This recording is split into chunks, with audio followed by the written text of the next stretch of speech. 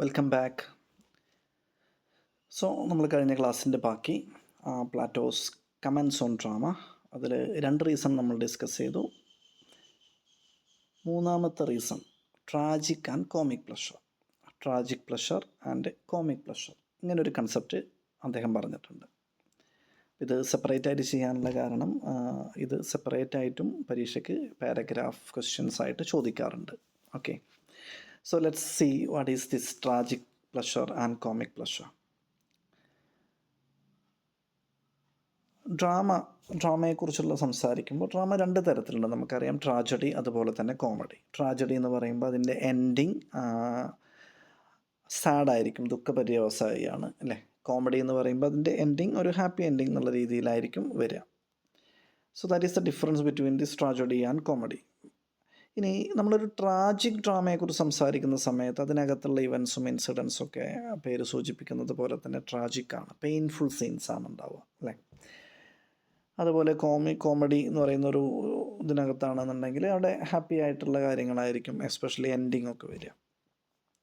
Then ഇവിടെ ഒരു ട്രാജഡിയെ സംബന്ധിച്ച് അവിടെ ഞാൻ പറഞ്ഞു, അതിനകത്തുള്ള ഇൻസിഡൻസ് ഇവൻസ് എന്ന് പറയുന്നത് പെയിൻഫുൾ ആയിട്ടുള്ള സീൻസാണ്. So there is a question that arises to Plato സ്വയം ചോദിച്ചൊരു ചോദ്യം ഇങ്ങനെയാണ്: what is it in a painful scene that cause pleasure? അല്ലെ, വേദനാജനകമായിട്ടുള്ള ഒരു സീനിലും ദാറ്റ് കോസ് പ്ലഷർ, സന്തോഷം ജനിപ്പിക്കുന്ന എന്താണ് അതിനകത്തുള്ളത് എന്നാണ് അല്ലേ. വേദനാജനകമായിട്ടുള്ളൊരു സീൻ നമ്മൾ കാണുമ്പോഴും നമ്മൾ എന്ത് ചെയ്യുന്നു? നമ്മൾ സന്തോഷിക്കുന്നു എന്ന് പറയുമ്പോൾ നമ്മൾ ആ വേദനാജനകമായിട്ടുള്ള സീനിലല്ല സന്തോഷിക്കുന്നത്, ആസ് എ ഹോൾ ഡ്രാമ മുഴുവനായിട്ട് എടുക്കുന്ന സമയത്ത്. ഇപ്പം നമ്മൾ ഡ്രാമ മാറ്റി നമ്മളൊരു സിനിമയുടെ ഒരു എക്സാമ്പിൾ എടുക്കാം. സാധാരണ പറയുന്നൊരു എക്സാമ്പിളാണ് ആകാശദൂത് എന്ന് പറയുന്നൊരു സിനിമ അല്ലേ. ആകാശദൂത് എന്ന് പറയുന്നൊരു സിനിമ കണ്ട് കരയാത്തവരായി മലയാളികൾ വളരെ ചുരുക്കം പേരെ ഉണ്ടാവൂ എന്ന് തന്നെ പറയാം. നമ്മൾ ക്ലാസ്സിലുള്ള അല്ലെങ്കിൽ ഇവിടെയുള്ള പല കുട്ടികളും അത് കണ്ടിട്ടുണ്ടാവും, കരഞ്ഞിട്ടുണ്ടാവും. ആ സിനിമ കാണാത്തവരാണെങ്കിൽ ഏറ്റവും പുതിയതായിട്ട് വന്ന അമരൻ എന്ന് പറയുന്നൊരു സിനിമ, അതുപോലെ തന്നെ സീതാരാമം എന്ന് പറയുന്ന സിനിമ, ഈ സിനിമകളൊക്കെ ഒരു ട്രാജിക് രീതിയിലുള്ള സിനിമകളാണ് അല്ലേ. ആ സിനിമ കണ്ട് നമ്മൾ കരയുന്നുണ്ട്, പക്ഷേ ആ സിനിമ നല്ല സിനിമയാണ്. നമ്മൾ കരഞ്ഞു എന്നുള്ളതിൻ്റെ അർത്ഥം ശരിക്കും ആ സിനിമ നമുക്ക് ഇഷ്ടമായോ? ഇഷ്ടമായി. ആ സിനിമ ഇഷ്ടമായതുകൊണ്ടാണ് നമ്മൾ കരഞ്ഞത് അല്ലേ. അപ്പോൾ ആ കരഞ്ഞതിനർത്ഥം നമുക്ക് ആ സിനിമ ഇഷ്ടമായി എന്നുള്ളത് തന്നെയാണ്.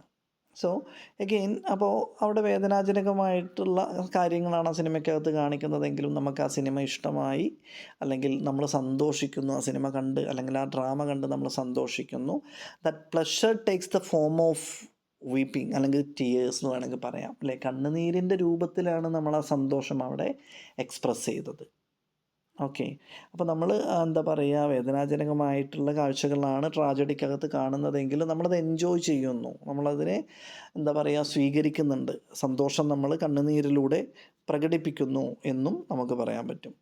So he says that. അപ്പോൾ എന്തുകൊണ്ടാണ് അങ്ങനെയെന്ന് ചോദിച്ചു കഴിഞ്ഞാൽ, എന്തിനാണ് നമ്മളൊരു സിനിമ കണ്ട് കരയുന്നത്? സന്തോഷിക്കുകയാണെങ്കിൽ ചിരിക്കല്ലേ വേണ്ടത്? അല്ല, നമ്മൾ ആ സിനിമ ഒരു ട്രാജഡി ആണെങ്കിൽ നമ്മളത് എക്സ്പ്രസ് ചെയ്യുന്നത് കണ്ണീരിലൂടെയാണ്. സന്തോഷം തന്നെയാണ്, പക്ഷേ ആ സന്തോഷം എക്സ്പ്രസ് ചെയ്യുന്നത് കണ്ണീരിലൂടെയാണ് എന്നുള്ളതാണ് മാറ്റം.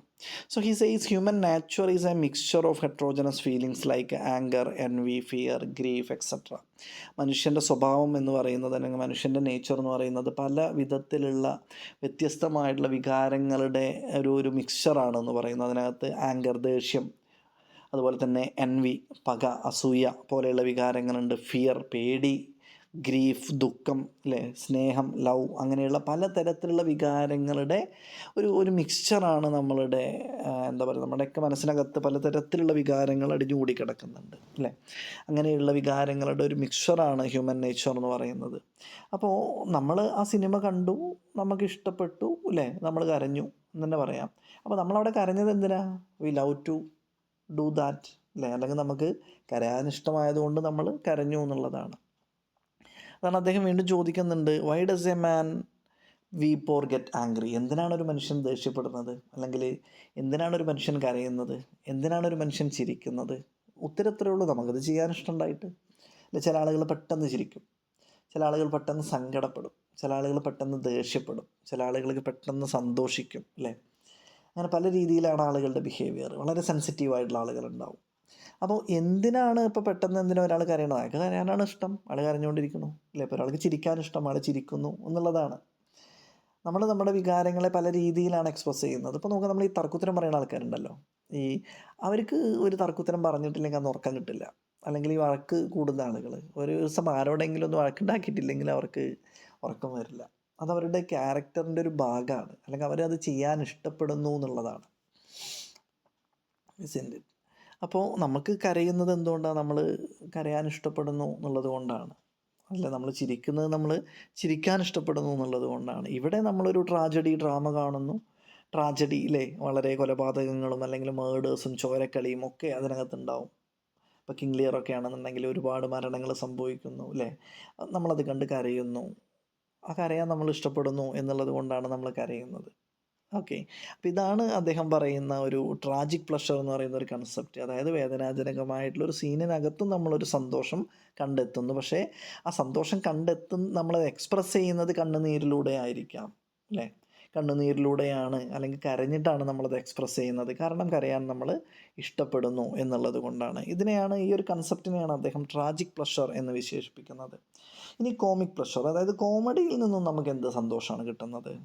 കോമഡിയിൽ എന്താ സംഭവിക്കുന്നത്? We laugh at what we see on the stage. എന്താണോ നമ്മൾ സ്റ്റേജിൽ കാണുന്നത് അത് കണ്ട് നമ്മൾ ചിരിക്കുക ചെയ്യണത്.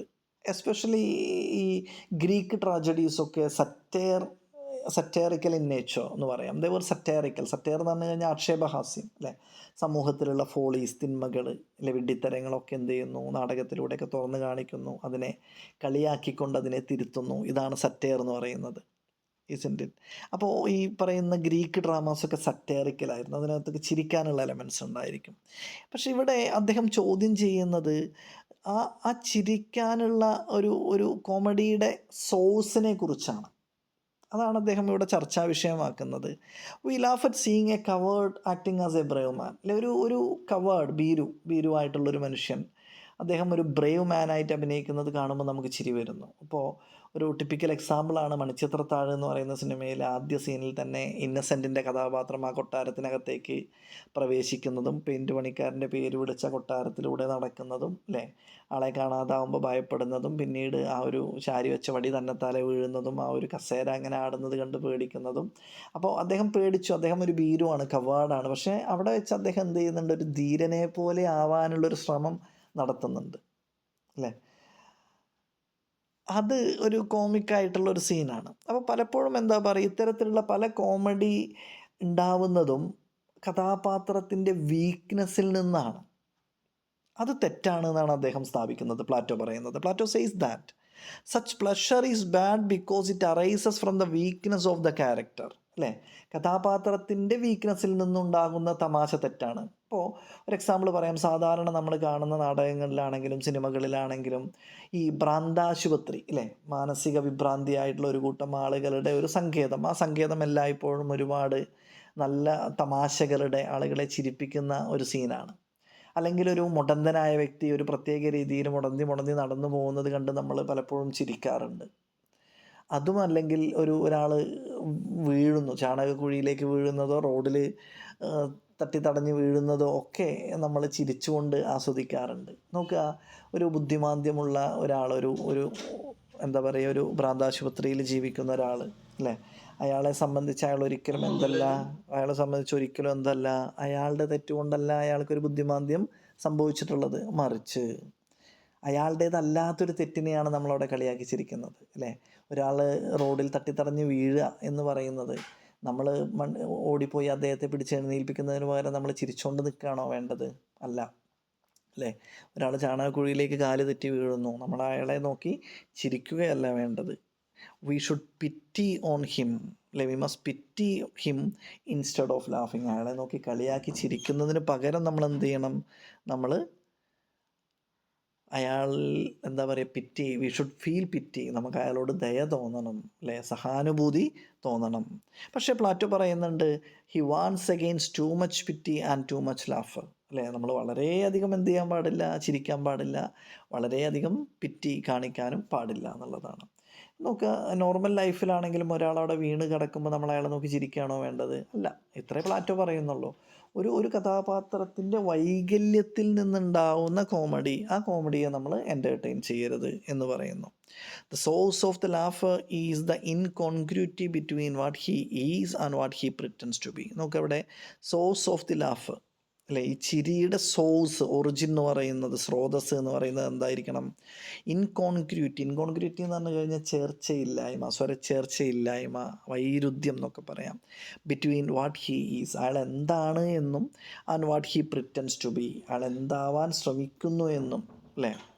അപ്പോൾ എന്താ പറയുക, നേരത്തെ പറഞ്ഞ പോലെ ഭീരുവായിട്ടുള്ളൊരു മനുഷ്യൻ എന്ത് ചെയ്യുന്നു, ഒരു ഒരു ഒരു ഒരു ഭീരുവായിട്ടുള്ളൊരു മനുഷ്യനെ ഒരു ധൈര്യശാലിയായിട്ട് കാണിക്കാനുള്ള അയാളുടെ ശ്രമങ്ങൾ, ആ തന്ത്രപ്പാടുകൾ, അവിടെ ഒരു വൈരുദ്ധ്യം ഉണ്ടാവും. ഒറിജിനലി അയാളൊരു ഭീരുവാണ്, പക്ഷെ അയാൾ എന്ത് ചെയ്യുന്നു, ഒരു ഒരു ഒരു ധൈര്യശാലിയായി അഭിനയിക്കാൻ ശ്രമിക്കുന്നു. അവിടെ ഒരു കോമഡിയുടെ സ്കോപ്പ് ഉണ്ട്, അല്ലേ?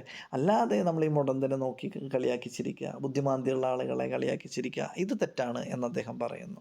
അപ്പോൾ കോമഡിയുടെ സോഴ്സ് എന്ന് പറയുന്നത് that is the incongruity between what he is and what he pretends to be. ആ കഥാപാത്രം ഒറിജിനലി എന്താണെന്നുള്ളതും അത് എന്താക്കി മാറ്റാൻ ശ്രമിക്കുന്നു അല്ലെങ്കിൽ എന്താവാൻ ശ്രമിക്കുന്നു എന്നുള്ളതും, ഇതിലെ തമ്മിലുള്ള സ്വരച്ചേർച്ചയില്ലായ്മ, വൈരുദ്ധ്യം ആണ് കോമഡിയുടെ സോഴ്സായിട്ട് പറയുന്നത്. So he concludes the point by uttering a profound truth. ഒരു ഒരു ഒരു യൂണിവേഴ്സലി ആക്സെപ്റ്റഡ് ആയിട്ടുള്ള ഒരു തത്വം കൂടി പറഞ്ഞ് അദ്ദേഹം അവസാനിപ്പിക്കുന്നു. No character can be comic unless he is lovable. അല്ലേ? അതായത് ഒരു കഥാപാത്രവും, no character can be comic, ഒരു കഥാപാത്രത്തിനും കോമിക്കാവാൻ കഴിയില്ല അൺലെസ് ഹീ ഈസ് ലവബിൾ. ആ കഥാപാത്രത്തെ നമുക്ക് ഇഷ്ടമല്ലെങ്കിൽ, അല്ലെങ്കിൽ ആ ആക്ടറിനെ നമുക്ക് ഇഷ്ടമല്ലെങ്കിൽ. നോക്കുക, ഒരു സമയത്ത് ഈ എന്താ പറയുക, സലീം കുമാറിൻ്റെയൊക്കെ കോമഡി നല്ല കോമഡീസ് ആയിരുന്നു. പക്ഷേ കുറച്ച് ഒരു കാലഘട്ടത്തിന് ശേഷം ഒക്കെ ഒരു വളിപ്പ് എന്നുള്ള രീതിയിലായിട്ട് മാറി. നമുക്കൊരു കോമഡി എന്നുള്ള രീതിയിലേക്കൊന്നും എൻജോയ് ചെയ്യാൻ പറ്റാത്തൊരു വളിപ്പ് എന്നുള്ള രീതിയിലേക്കായിട്ട് മാറി. അങ്ങനെ തോന്നിക്കഴിഞ്ഞാൽ പിന്നെ അയാൾ ചെയ്യുന്നതൊക്കെ എന്താ, വളിപ്പാണ്. നമുക്ക് അയാളെ ഇഷ്ടമല്ലെങ്കിൽ അയാൾ ചെയ്യുന്നതൊക്കെ വളിപ്പായിട്ട് തോന്നും, കോമഡി ആയിട്ട് തോന്നില്ല, അല്ലേ? ഇപ്പോൾ ദിലീപ് എന്ന് പറയുന്ന നടൻ ആദ്യ കാലഘട്ടത്തിലെ കുറേ സിനിമകളിലൊക്കെ വളരെ മനോഹരമായിട്ടുള്ള കോമഡി ഒക്കെ ചെയ്തിരുന്ന ഒരാളാണ്. പക്ഷേ പേഴ്സണലി ഇപ്പോൾ എനിക്ക് ദിലീപിനോട് തീരെ താല്പര്യമില്ല, എസ്പെഷ്യലി ആ ഒരു കേസിന് ശേഷം, അല്ലേ? അപ്പോൾ എനിക്ക് ആ ദിലീപിനോട് താല്പര്യമില്ല, അതായത് എന്നെ സംബന്ധിച്ച് ഹീ ഈസ് നോട്ട് ലവബിൾ. അതുകൊണ്ട് തന്നെ അയാൾ ചെയ്യുന്നതൊക്കെ എനിക്ക് വെളിപ്പായിട്ടാണ് തോന്നുന്നത്, കോമഡിയായിട്ട് തോന്നുന്നില്ല. ഈസിൻ്റ് ഇറ്റ്. അപ്പോൾ ഇതാണ് ആ ഒരു ട്രൂത്തായിട്ട് അദ്ദേഹം പറയുന്നത്, ഒരു പ്രൊഫൗണ്ട് ട്രൂത്തായിട്ട് അദ്ദേഹം പറയുന്നു. No character can be comic unless he is lovable. നമുക്ക് ഇഷ്ടമില്ലാത്ത ഒരാൾ നമ്മളോട് എന്ത് ചെയ്താലും നമുക്ക് എന്തായിരിക്കും, ദേഷ്യമായിരിക്കും, അല്ലേ? നമുക്കത് ക്ലാസ്സിലുള്ള ഒരു ആൺകുട്ടി എന്ത് ചെയ്യണം, എന്നിട്ട് നമ്മളെ തലയിൽ ഇങ്ങനെ തോണ്ടുക, ഇടയ്ക്കിടയ്ക്ക് തലയിൽ ഇങ്ങനെ തോണ്ടുക, അത് നമുക്ക് ഇഷ്ടമില്ലാത്ത ഒരാളാണെന്നുണ്ടെങ്കിലോ നമുക്കാകെ ദേഷ്യം വരും. നേരെ മറിച്ച് നമുക്ക് ഇഷ്ടമുള്ള ഒരാളാണ്, എല്ലാവർക്കും ഇഷ്ടമുള്ള ഒരാളാണെന്നുണ്ടെങ്കിൽ അങ്ങനെ തോണ്ടിക്കഴിഞ്ഞാൽ നമ്മളതൊരു തമാശ രൂപത്തിലാണ് എടുക്കുക, അല്ലേ? നിങ്ങൾക്ക് ഇഷ്ടമില്ലാത്തൊരു ടീച്ചർ വന്ന് ക്ലാസ് എടുക്കുമ്പോൾ നിങ്ങൾക്ക് എത്ര നോക്കിക്കഴിഞ്ഞാലും ചിലപ്പോൾ മനസ്സിലാവില്ല. കാരണം എന്താ, that person is not lovable എന്നുള്ളതാണ്, അല്ലാതെ ആ ടീച്ചറിൻ്റെ ക്ലാസ്സിൻ്റെ പ്രശ്നമായിരിക്കില്ല. ഓക്കെ, അപ്പോൾ ഇതാണ് അദ്ദേഹം പറയുന്നത്. No character can be comic unless he is lovable. So it's all about tragic and comic pleasure. So that is the third reason on which Plato attacks drama. അപ്പോൾ നമ്മൾ നേരത്തെ ഡിസ്കസ് ചെയ്ത 3 കാരണങ്ങൾ കൊണ്ട്, അല്ലേ, പ്ലാറ്റോ എന്ത് ചെയ്യുന്നു, ഡ്രാമയെ എതിർക്കുന്നു. Appeal to baser instinct. ആദ്യം പറഞ്ഞത് ആ ഡ്രാമ നമ്മുടെ ബേസർ ഇൻസ്റ്റിങ്ക്റ്റിനെയാണ് അട്രാക്റ്റ് ചെയ്യുന്നത്, അല്ലേ? നമ്മുടെ ബേസർ ഇൻസ്റ്റിങ്ക്റ്റിനെ ഉണർത്താൻ അത് സഹായിക്കും, അതൊരിക്കലും നല്ലതല്ല എന്ന് പറയുന്നു. രണ്ടാമത്തത് അഭിനേതാവിൻ്റെ സ്വഭാവത്തിൽ വരുന്ന വീക്ക്നെസ്. ആ കഥാപാത്രങ്ങളെ സ്ഥിരമായിട്ട് കോൺസ്റ്റൻ്റ് ഇമ്പേഴ്സണേഷനിലൂടെ അഭിനേതാവിൻ്റെ സ്വഭാവത്തിലേക്ക് ചില മാറ്റങ്ങൾ വരുന്നു, അല്ലേ? അതും നമുക്ക് അംഗീകരിക്കാൻ സാധിക്കില്ല. മൂന്നാമത്തത് ട്രാജിക് ആൻഡ് കോമിക് പ്ലഷർ. അതാണ് ഇവിടെ ഡിസ്ക്രൈബ് ചെയ്തത്. So that's all about today. Thank you.